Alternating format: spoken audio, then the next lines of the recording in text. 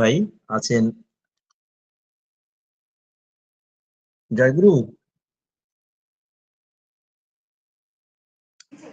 জয়গুরু। হ্যাঁ হ্যালো, হ্যাঁ হ্যাঁ জয়গুরু শোনা যাচ্ছে? হ্যাঁ ভাই শোনা যাচ্ছে 25 মিনিট বলুন, 25 মিনিট। জয়গুরু। হ্যাঁ, শুরু। হ্যালো, শোনা যাচ্ছে? শোনা যায় অসীম বাবু, শোনা যায়। হ্যাঁ হ্যাঁ হ্যাঁ, ঠিক আছে ঠিক আছে। আচ্ছা আচ্ছা। হ্যাঁ, জয়গুরু। পরম প্রেমময় শ্রী শ্রী ঠাকুর, পরমারাধ্যা জগৎ জননী শ্রী শ্রী বর্মা, পরম পূজ্যপাদ শ্রী শ্রী বরদা, পরম পূজ্যপাদ শ্রী শ্রী আচার্য দেবের রাতুলরাঙ্গা শ্রীচরণে প্রণাম নিবেদন করে উপস্থিত আজ এই মুহূর্তে অনলাইন সান্ধ্যকালীন সৎসঙ্গে উপস্থিত প্রত্যেককে আমার ছোট বড় আমার সহপাঠী বৃন্দ দেরকে আমার অন্তরের অন্তঃস্থল প্রণাম ও আনন্দিত জয়গুরু। আমাকে আজ এই মুহূর্তে সৎসঙ্গে আলোচনা করতে বলা হয়েছে। আমি বিশেষ কিছু বলতে জানি না, আমি বিশিষ্ট কোনো বক্তা নই, তবু আলোচনা মানে হচ্ছে ঠাকুরকে ধরে নিজের জীবনে কতটুকু হয়ে উঠতে পেরেছি ওই সহজ সরল কথাটাকেই আলোচনা বলে। আলোচনা মানে বিশেষ কোনো তাত্ত্বিক কথা নয়, উদ্ভট কিছু বলে দিলাম এরকম কিছু নয়। মানে আমি নিজের জীবনে ঠাকুরকে ধরে কতটুকু ঠাকুরমুখী হয়ে উঠতে পেরেছি। তো আমি বিশেষ কিছু আমার জীবনের দয়ার কথা এবং সাধারণ কিছু কথার মাধ্যমে আমি আমার সংক্ষিপ্ত আলোচনা রাখার চেষ্টা রাখবো। জয়গুরু।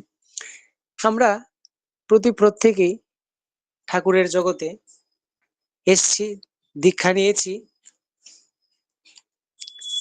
কিন্তু আমরা নিজে ঠাকুরের জগতে আসছি, সৎসঙ্গে আসছি, যাচ্ছি, চলাফেরা করছি, দেওঘর যাচ্ছি, কিন্তু এর মধ্যে একটা বিষয় হলো আমরা যারাই, এরা বিশেষত আপনারা সৎসঙ্গীদের মধ্যেই দেখবেন নিজেদের ছেলে মেয়েদের সৎসঙ্গে আনি না আমরা। এটা এজ এ সৎসঙ্গী আমাদের একটা অনেক বড় একটা ফেলিয়ার আমি বলবো। কারণ এখনো প্রায় আমার পাড়ায়ও এমন অনেক লোক আছে, আমি যখন সৎসঙ্গে যাই তখন বলে যে আরে ও তো সাধু হয়ে গেছে, ও তো এই ঠাকুরের নামে চলাফেরা করে, এই সেই, মানে খুব উদ্ভট কথা বলে।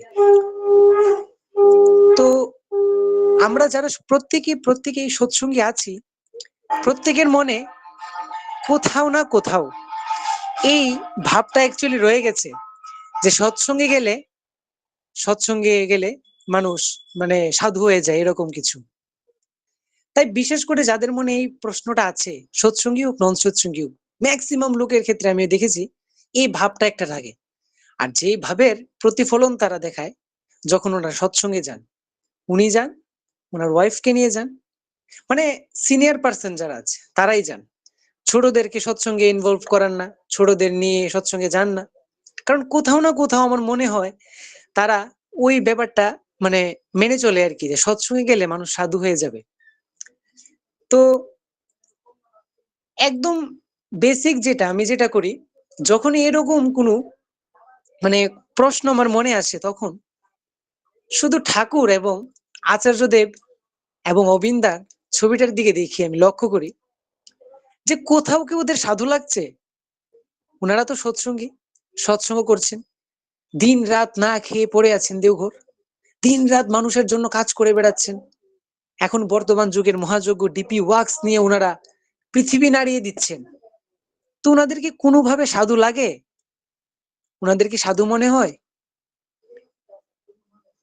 এই প্রশ্নটা আমাদের প্রত্যেকেরই নিজেদের করা উচিত, যে আমি যে সৎসঙ্গে যাচ্ছি কিন্তু আমি আমার ছেলে মেয়েদের নিয়ে যাচ্ছি না, বা আমি আমার বন্ধু বান্ধবকে বলছি না, আমি আমার পাড়া প্রতিবেশীকে বলছি না যে তোমরাও আসো ঠাকুরের কাছে, আমরা ঠাকুরের কাছে এসছি, ঠাকুরের কাজ করছি, নাম ধ্যান করছি, কীর্তন গান করছি, আনন্দে কাটাচ্ছি প্রত্যেকটা দিন। আমরা যদি এই যে আমাদের সার্কেলটা, সৎসঙ্গ সার্কেলটা, এই সার্কেলটার বাইরে দেখি মানুষের জীবনে টেনশন, প্রেসার, সুগার, মানুষ ভালো নেই একদম, যে বাড়িতেই যাই মা বাবা কোটি কোটি টাকা খরচ করে ছেলে মেয়েকে পড়াচ্ছে, ছেলে মেয়ে বিদেশ যাচ্ছে, চাকরি করছে, মা বাবার খবর নিচ্ছে না। মা বাবার খবর নিচ্ছে না, কারণটা কি? কারণটা হলো ওই ছোটবেলায় যে ওকে এমন একজন গুরুর কাছে দেওয়া প্রয়োজন যে ওকে জীবনের প্রতি প্রত্যেকটা চলন শিখিয়ে দেবে। কিভাবে বাবার সাথে কথা বলবো, কিভাবে বন্ধু বান্ধবের সাথে চলাফেরা করব, কিভাবে একটা অচেনা মানুষের সাথে কথা বলবো, কিভাবে নিজের জীবনকে ডেভেলপ করব। স্কুল কলেজে physics, chemistry, math, biology, Bengali, English সব শেখাবে। এই বিষয়গুলো কোথাও শেখায় না, কোথাও না। আর ম্যাক্সিমাম বড় বড় ব্যক্তিদের জীবন আপনি পড়ে দেখবেন, মানে ওনারা জীবনে, আমি বিশেষত দেখেছি ওনারা জীবনে নিজেদের বড় একটা নাম রেখে গেছেন, কিন্তু ওনাদের জীবনটা ছিল অতি কষ্টের। আপনি বিশেষ কোনো সায়েন্টিস্ট বলুন আর বিশেষ কোনো লেখকই বলুন, প্রত্যেকটা লোকের জীবন কষ্টের। কারণ কোথাও না কোথাও ওনাদের মধ্যে একটা অহংকার কাজ করতো যে আমি একজন বিশিষ্ট ব্যক্তি, আমি কি কোনো ঠাকুর ঠাকুরকে মানবো? কি একজন বসে আছে দেওঘর পাবনা জেলায়, পাবনার হিমায়তপুরে বসে আছে একজন ধুতি পরে একটা পৈতা দিয়ে, ওকে আবার কেউ ঠাকুর বলবে নাকি? ওনাদের মনে ঠাকুর মানে একটা ভ্রান্ত ধারণা। এই যে বিভিন্ন গ্রন্থাবলী বলুন, ওই থেকে ধারণাটা এসছে যে ঠাকুর মানে হচ্ছে শঙ্খ চক্র গদা পদ্ম নিয়ে দাঁড়িয়ে থাকবে একজন বীর পুরুষ, আর হাত থেকে এরকম একটা লাইটের মতো বেরোবে, আর ওইটা আমার উপরে পড়বে, আর আমি সাংঘাতিক কিচ্ছু হয়ে যাব। অ্যাকচুয়ালি ভগবানের ডেফিনেশনটাই ভুল দেওয়া হয় আমাদের। ওইগুলো বিভিন্ন কাল্পনিক ভাবে লেখা হয়েছে, লেখা বই, কিন্তু ভগবান কিন্তু প্রকৃতপক্ষে এরকম নন। এখনকার যে যুগ, সত্য যুগে হয়তো বা ছিল ওই রকম, সত্য ত্রেতা দাপর কলিতে ছিল, আর সত্য ত্রেতা দাপর যুগ 3 যুগে ছিল, কিন্তু একটা কলিযুগ, এটাতে ওই আকাশের দেবতা কিছু করতে পারবে না। অনেকে দেখবেন এখনকার যুগে শিবের খুব সাংঘাতিক ভক্ত, শিবের ভক্ত, সকালে শিবকে পূজা দেয়, রাতে নেশা করে বাড়িতে ঢুকে, গাঁজা সিদ্ধিটির দিকে বাড়িতে ঢুকে। ওনারা ভাবছেন যে শিবের ভক্ত মানে ওইসব খেতে হবে নাকি, ওইসব খেলেই নাকি শিবের ভক্ত। এই কারণে ঠাকুর সত্যানুসরণে বললেন যে ঋষিবাদ দিয়ে ঋষিবাদের উপাসনা আরম্ভ হয়েছে, ঋষিবাদ দিয়ে ঋষিবাদের উপাসনাটা আরম্ভ হয়েছে। ঋষি সম্পর্কে কোনো ধারণা নেই, ঋষিবাদ বাদ দিয়ে ঋষিবাদের উপাসনা আমরা শুরু করে দিয়েছি। মানে যেই জিনিসটা যেই কারণে করতে হয় ওটা ওই কারণে না করে ওর বিপরীত কারণে করছি। যেমন আমরা ভারতীয়, আমরা প্রত্যেকটা রাজ্যে বলুন দুর্গাপূজা, কালী পূজা, তার বিশ্বকর্মা পূজা, গণেশ পূজা, প্রত্যেকটা পূজা করছি আমরা। টেকনোলজির জন্য বিশ্বকর্মা, বিদ্যার জন্য মা সরস্বতী, বিপদ বিপদ নাশ করার জন্য বিপদ নাশিনী মা, দুর্গতি নাশ করার জন্য মা দুর্গে, প্রত্যেকটা পূজা করছি। কিন্তু আদৌ কি এই পূজার সার্থক হচ্ছে? প্রশ্নটা কি আমরা করেছি কোনোদিন? প্রত্যেকটা এলাকায় আগে যে জায়গায় একটা পূজা হতো, এই জায়গায় এখন 10টা পূজা হয়, 10টা দুর্গা পূজা হয়, কিন্তু দুর্গতি তো 10 গুণ বাড়ছে আরো। তো কেন এইসব? এই যে আমরা বাঙালিরা সাংঘাতিক পাগল পূজা নিয়ে কেন করেছি? এসব কিন্তু জানতাম না আমরা, এসব কিন্তু জানতাম না। তো 100 বছর আগে ওই পাবনা জেলার হিমায়তপুরে এক বীর্যবান সন্তান জন্মগ্রহণ করলেন, যার নাম পরম প্রেমময় শ্রী ঠাকুর অনুকূল চন্দ্র। উনি আমাদের বোঝালেন যে সরস্বতী পূজা যে আমরা করি, এখন আলোচনা হচ্ছে। এই সরস্বতী পূজাটা অ্যাকচুয়ালি যে কারণে করা প্রয়োজন, এই কারণে আমরা করি না। আমরা সরস্বতী পূজা করি, মাকে বলি যে মা ছেলে, মানে স্টুডেন্টরা মাকে বলে মা পাস করে দেবে, কিন্তু রেজাল্ট আসলে fail, double fail, triple fail. কেন এরকম হচ্ছে? তো ঠাকুর এসে বোঝালেন আমাদের যে সরস্বতী মানে মূর্তিটাকে দেখছো, এই মূর্তিটার মধ্যে সরস্বতী পূজার মাহাত্ম্যটা লুকিয়ে আছে। এই সরস্বতী মায়ের গায়ে কোনোদিন দেখবেন না উজ্জ্বল মানে কালো বর্ণের শাড়ি, উজ্জ্বল লাল, নীল, সবুজ, হলুদ বর্ণের শাড়ি, প্রত্যেকটা সময় দেখবেন শ্বেত শুভ্র বর্ণের শাড়ি। এই শাড়িটা মানে বোঝাচ্ছে যে বিদ্যার্থী তার 4-5টা সাদা, মানে শান্তির প্রতীক, সাদা শাড়ির মাধ্যমে বোঝানো হচ্ছে যে 4-5টা যেন ওই বিদ্যার্থীর শান্তিপূর্ণ থাকে, তবেই সে একজন প্রকৃত বিদ্যার্থী হতে পারবে। এরপর মা সরস্বতীর হাতে থাকে একটা বীণা, কত কিছু তো ছিল, খোল করতাল ত্রিশূল বললাম। বীণাটা কেন? এই বীণা থাকার কারণটা ঠাকুর বোঝালেন যে বীণা হচ্ছে ছন্দের একটা উত্তম প্রতীক, ছন্দের একটা উত্তম প্রতীক। তো যে বিদ্যার্থী হবে ছন্দ্রাকৃতির ভাবে ওর বিদ্যা অর্জনটা চলতে থাকতে হবে। অর্থাৎ সে আজ পড়লো, আবার 2 সপ্তাহ পরে বই খুললো, আবার 1 মাস পরে বই খুলে পড়লো, তাইলে কিন্তু সে বিদ্যার্থী হতে পারবে না। তো ওইটা ছন্দের প্রতীক হলো গিয়ে বীণা। তাই মা সরস্বতীর হাতে বিদ্যার সম্পূর্ণ নির্যাসটা বোঝানোর জন্য এই বীণাটাকে দেওয়া হয়। এরপরে দেখবেন মা সরস্বতীর পায়ের কাছে থাকে হাঁস। হাঁস কেন? মুরগ, শিয়াল, কুকুর, বেড়াল কত কিছু ছিল, এই হাঁসটা কেন? ঠাকুর বললেন যে হাঁস দেওয়ার উদ্দেশ্য হচ্ছে হাঁসকে যদি আমরা 1 বাটি দুধ দিই, তো সে কি করবে, এই 1 বাটি দুধ থেকে ছানাটাকে গ্রহণ করে ফেলবে। তো এই বৈশিষ্ট্যটার দ্বারা মানে সমগ্র মানব জাতিকে বোঝাতে চাইছে এই মূর্তিটা, যে বিদ্যার্থী হবে সে সমগ্র বইটা কিন্তু পড়বে, কিন্তু তার মতো গাধার মতো সবকিছু মুখস্থ করে ফেলবে না, সমগ্র বইটা থেকে নির্যাসটা গ্রহণ করে নেবে, আর বাদ বাকি অংশটা ছেড়ে দেবে। ওইটা প্রয়োজন নেই, নির্যাসটা নিলেই চললো। তাই এই যে এই বৈশিষ্ট্যগুলি আমরা কেউ পালন করি না।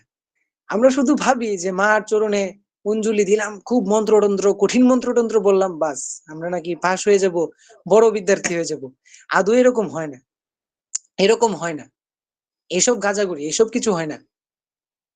তা ঠাকুর বললেন যে ভাবছো বসে চলবে গেছে, ভাববার তুমি কে? ভাববার যিনি ভাবছেন তিনি, তুমি ভাবো তাকে।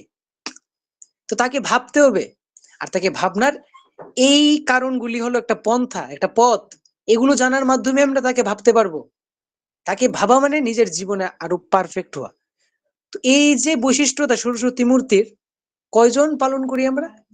কয়জন পালন করি? প্রত্যেককে প্রশ্নটা করা উচিত, প্রত্যেক যারা বিদ্যার্থী আছেন। তো এটা কিন্তু আমরা প্রত্যেকে পালন করি না, অথচ খুব সরস্বতী পূজা করছি। আর এদিকে চায়নার লোক বিদ্যায়, আমেরিকার লোক বিদ্যায় উন্নত হয়ে যাচ্ছে। আমেরিকার লোক বড় বড় মিসাইল টিসাইল বানিয়ে ফেলছে। চায়নার ছোট ছোট ছেলে মেয়েরা এত মানে ক্রিয়েটিভিটি ফুল, তারা মানে দেখলে আপনি অবাক হবেন। তো বিদ্যায় তারা উন্নত হচ্ছে, আর আমরা পূজা করে নিজেদের অবনতি আনছি। পূজা করা অবনতি নয়, তো পূজা করে পূজার যে মূল অর্থটা ওইটা না জানাটা অবনতি। তারপর আমরা বিশ্বকর্মা পূজা করছি, কিন্তু জাপান টেকনোলজি দিয়ে এগিয়ে যাচ্ছে, জাপান উন্নত হয়ে যাচ্ছে। এত ছোট্ট একটা দেশ, প্রতিদিন ভূমিকম্প হয় ওই জায়গায়, তবু দেশটা টিকে আছে। এত মানে বিউটিফুল টেকনোলজি ওনাদের। কিন্তু ইন্ডিয়া কি ওইরকম হতে পেরেছে? পারেনি। তো এটাই, এইসব যে আমরা পূজা পার্বণ করছি, এই পূজাগুলোর মূল উদ্দেশ্য আমাদের বোঝা প্রয়োজন। যেমন আমরা বিশিষ্ট প্রচলিত পূজা দুর্গা পূজা করি। তো দুর্গা মায়ের 10 হাত থাকে। তো ঠাকুর বললেন এই যে দুর্গা মা, এই দুর্গা মায়ের 10 হাতের কারণ হচ্ছে এই দুর্গা মাটা বেসিক্যালি হচ্ছে একটা মায়ের প্রতীক। আমাদের ঘরে যে মা থাকে, মায়ের প্রতীক। তো দুর্গার 10 হাত দেওয়ার কারণ হচ্ছে যে ঘরের মা পরিবারের এবং এই যে সমাজ বলুন, এই সমাজের 10 দিক দেখে রাখছে। স্বামী সেবা, শ্বশুর শাশুড়ি সেবা, বাড়িতে যদি কোনো প্রাণী প্রাণী পালন করে ওই প্রাণীর সেবা, নিজেদের সন্তানদের সেবা, পারিপার্শ্বিকের সাথে সুব্যবহার বজায় রাখা, বাড়িতে খাবার তৈরি করা, বাড়িটাকে সুন্দরভাবে গুছিয়ে রাখা, এরকম ভাবে 10 দিক খেয়াল রাখছে।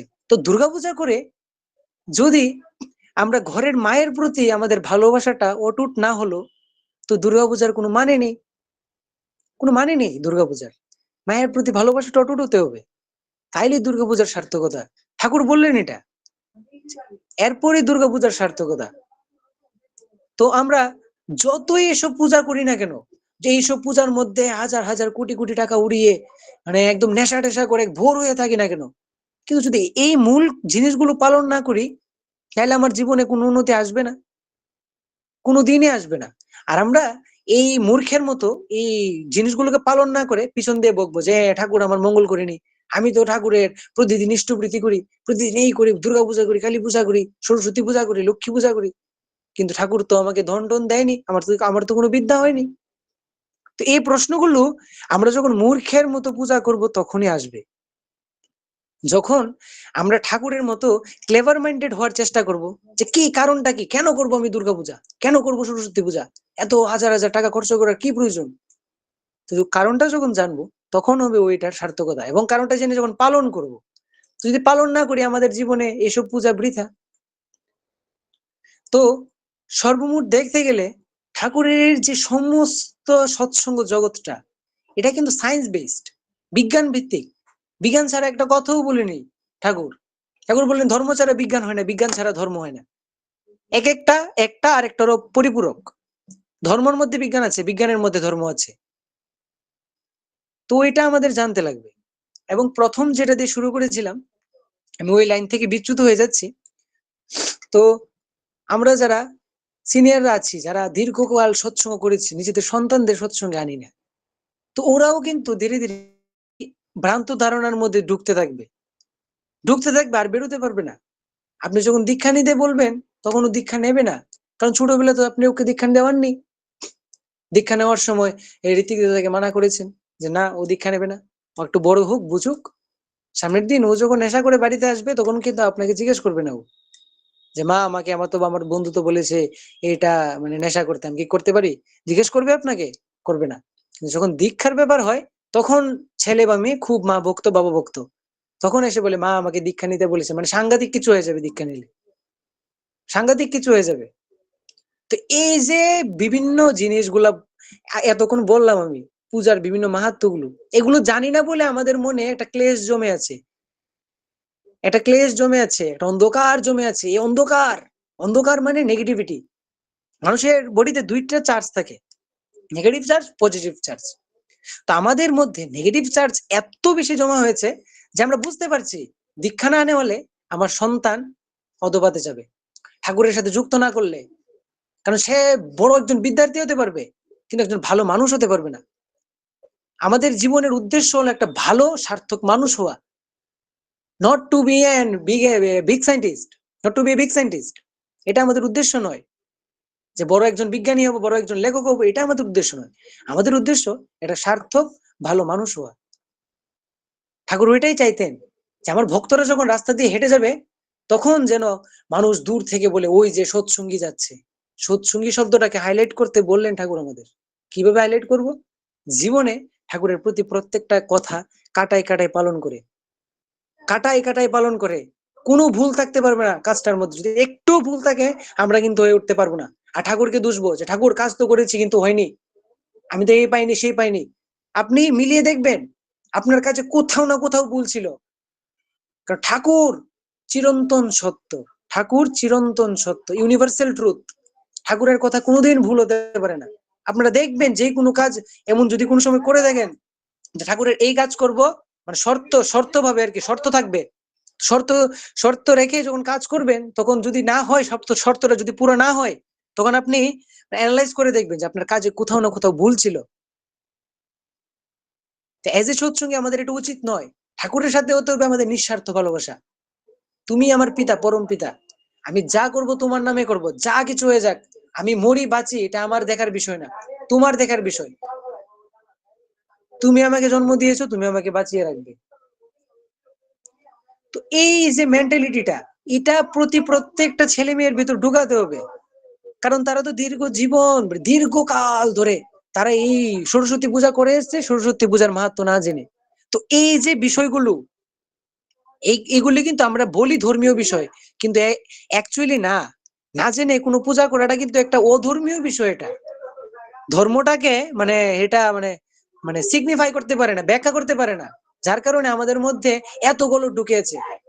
ছেলে মেয়েরা দীক্ষা নিতে চায় না, মা বাবার আমরা কিছু বলতে চাই না, কারণ ওই প্রথম যে বললাম সাধু হয়ে যাবে সৎসঙ্গে গেলে। তো এই যে জিনিসগুলো, এগুলো আমাদের ভিতরে মানে একদম কাটায় কাটায় ভরে আছে। তাই বললাম যে আমাদের ভিতর নেগেটিভিটিটা এত বেশি যে আমরা বুঝতে পারছি যে ধ্বংস ধ্বংস ধ্বংস চারিদিকে, তবুও আমরা দীক্ষাটা নেওয়াতে পারছি না। কারণ আমাদের ভিতর এই ঋণাত্মক চার্জটা আমাদের আটকে রাখছে যে না, তুই যাবি না। দীক্ষা নিবি না তুই, সন্তানকে দীক্ষা নেওয়াবি না। তো ওই ব্যাপারটা আমাদের ভিতর কাজ করে চলছে প্রতিনিয়ত। তো ওইটার থেকে দূরে সরতে হলে নিজেদের সন্তানদেরকে ঠাকুর সম্পর্কে বলতে হবে। ওরাই তো আগামী দিনের ভবিষ্যৎ, ওরাই আগামী দিনের ভবিষ্যৎ। আমরা আছি না আছি, যারা সিনিয়ররা আছি, কিছু বছর বেঁচে থাকবো, এরপর সৎসঙ্গকে কে চলাবে? তাই আমাদের মূল উদ্দেশ্য ওইটাই, যে পরবর্তী প্রজন্মদেরকে ভালোভাবে বলা যে তোমরা এটা করবে না, এটা করবে, ঠাকুরকে সর্বদা মাথায় নিয়ে চলবে। নিজের সন্তানকে বলতে হয় যে বাবা, আমি তো কিছু জানি না, আমি মূর্খ, তুমি শুধু ঠাকুরকে ফলো করে চলো। ঠাকুর পিতার পিতা, পরম পিতা। আমরা যদি সত্যি পরম পিতা ভেবে থাকি ঠাকুরকে, তো আমাদের প্রত্যেকটা মুহূর্তে আমাদের ঠাকুরমুখী হয়ে চলতে হবে। আমরা অনেকেই ভাবি যে সৎসঙ্গে গেলাম, ওই জায়গায় ঠাকুর আছে, বাড়িতে আসার পর মনে করি ঠাকুর নেই আমার সাথে। তাই আচার্যদেব বলেন যে বাড়িতে এসে গামছা পরে যখন বসি, তখন আমার চরিত্রের আসল প্রকাশটা বের হয়। আমি কে, আমি কি আদৌ কি সৎসঙ্গী না নন সৎসঙ্গী? তো আমরা যতই কিছু করি না কেন, ঠাকুরকে যদি মাথায় নিয়ে না চলি, কোনোদিন আমাদের উন্নতি হবে না। আমরা হয়তোবা একজন বড় বিদ্যার্থী হতে পারবো, বিদ্যার্থী হয়ে বিদেশ চলে যাব, মা বাবাকে ফেলে রেখে। মা বাবা দাঁড়ে দাঁড়ে ভিক্ষা করবে, দাঁড়ে দাঁড়ে ঘোরাঘুরি করবে। ছেলেকে কোটি কোটি টাকা দিয়ে পড়াশোনা করিয়েছে, ছেলে এখন বিদেশ চলে গেছে, বিদেশি বউ বিয়ে করেছে, আমাদের আর খোঁজ নেয় না। ওই রকম একটা অপদার্থ সন্তান যদি এই পৃথিবীতে না আসতে হয়, তার জন্যই ওদেরকে ছোটবেলা থেকেই ঠাকুরের সম্পর্কে বলতে হয়। রামকৃষ্ণ পরমহংসদেব বলতেন না যে কাঁচা থাকতে না নোয়াইলে বাঁশ, পাকলে করে ঠাস ঠাস। কাঁচা থাকতেই বাঁশকে নোয়াতে হবে, পাকলে কিন্তু আর দীক্ষা নেওয়াতে পারবেন না, কোনোদিন পারবেন না। কারণ এই জগৎটাই নেগেটিভিটিতে ভরে রেখেছে, ওকে যেতে দেবে না, কোনোদিন ঠাকুরের পথে যেতে দেবে না। তো আমরা যাতে প্রত্যেকটা সময় আচার্যদেবের কথা, ঠাকুরের নির্দেশ মেনে চলি। তাই সৎসঙ্গে যতক্ষণ আছি ততক্ষণে আমরা সৎসঙ্গী, এরকম না। সৎসঙ্গ শেষ হলো তো বাড়িতে চলে এলাম, তো এখন আমাদের সৎসঙ্গী হওয়ার রোলটা চালু হবে। এখন ওইটা স্টার্ট হবে যে আমি কি আদৌ কি সৎসঙ্গী না, এটা ঠাকুর দেখবেন। আর ওই মার্কিং অনুযায়ী আমার জীবনের উন্নতি অবনতি হবে। আমার আলোচনা বিশেষ দীর্ঘায়িত করছি না। তো আমরা প্রত্যেকেই ঠাকুরকে ধরেছি জীবনে উন্নত হওয়ার জন্য, জীবনে একটা ছোট শ্রী শ্রী ঠাকুর অনুকূল চন্দ্র হওয়ার জন্য আমরা ঠাকুরকে ধরেছি। ঠাকুর বলতেন যে তোরা প্রত্যেকেই ছোট ছোট অনুকূল চন্দ্র হয়ে উঠ। তো আমরা ওই দিকেই যাতে চেষ্টা রাখি। ঠাকুরের বিভিন্ন কথাবার্তা, বিভিন্ন বই আছে, এগুলি পড়ে ঠাকুরের মনোগ্রাহী যে কথাবার্তাগুলো, এগুলো যদি আমরা জীবনে খাটাই পালন করে চলি, তবেই আমাদের মঙ্গল। এবং আমরা যদি পরবর্তী প্রজন্মকে এই বিষয়ে বিশেষভাবে বলি, জোর দিয়ে বলতে হবে। ছোট বাচ্চা কিন্তু শীতের সময় স্কুলে যেতে চায় না, ওকে জোর করে পাঠাতে হয়। ও কিন্তু যেতে ও 12 পাস করে, কলেজ পাস করে, ইউনিভার্সিটিতে পড়তে যায়। প্রথম কিন্তু স্কুলে যেতে চায় না। তো দীক্ষা জগৎ ঠিক ওই রকম, প্রথম মড লাগবে, একটু বিজোড় লাগবে, কিন্তু আস্তে আস্তে সব ঠিক হয়ে যাবে। তো আমি আর আলোচনা দীর্ঘায়িত করছি না। তো প্রত্যেকের মঙ্গল প্রার্থনা করছি, সবাই যাতে ঠাকুরকে নিয়ে মঙ্গলময় ভাবে চলতে পারেন এবং দেশের মঙ্গল করতে পারেন। কারণ ঠাকুর তো বললেন যে তুমি তোমার নিজ দেশ পরিবার দোষের জন্য আমাকে দায়ী করলেন। আমাকে প্রত্যেকটা মানুষ যাতে নিজেকে নিজে দায়ী মনে করে ঠাকুরের কথা অনুযায়ী। তো ওইভাবে আমরা যাতে চলি, মানুষ যাতে আমাদের ঠাকুরের উপর আঙ্গুল না তুলতে পারে যে সে যে সৎসঙ্গী, এটা বলতে আমাদের লজ্জা হচ্ছে, এই কথাটা যাতে না বলতে পারে। তো আমি আর আলোচনা বিশেষ দীর্ঘায়িত করছি না। প্রত্যেককে, আমার ছোট বড়দেরকে আমি সশ্রদ্ধ জয়গুরু জানিয়ে আমি আমার সংক্ষিপ্ত আলোচনা এখানেই বিরাম টানছি। জয়গুরু। জয়